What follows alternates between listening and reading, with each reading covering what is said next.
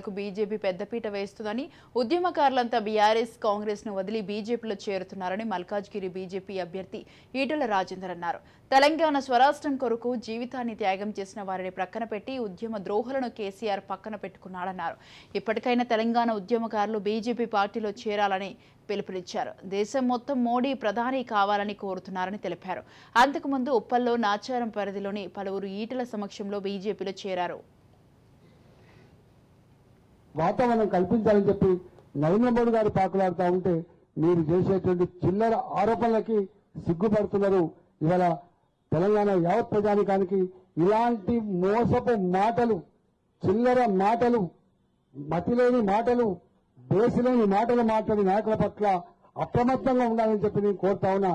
దమ్ముంటే దీని మీద నువ్వు చెప్పు ఏముందో, కానీ ఇట్లాంటి బేస్లెస్ ఆరోపణ చేసి లబ్ధి పొందాలని ప్రయత్నం చేస్తే తప్పకుండా నాడి నశైపోతామని చెప్పి హెచ్చరిస్తూ మీరందరూ జైలుతున్న నాయకులకు, కార్యకర్తలకు ఒక మాట మాత్రం చెప్తున్నా.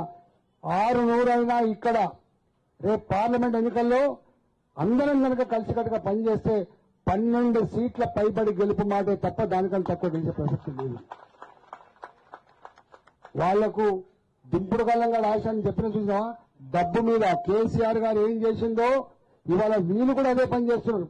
డబ్బు సంచులు తీసుకుపోయి కొంటున్నారు, ఇళ్లలో పోయి బెదిరిస్తున్నారు, ఇళ్లలో పోయి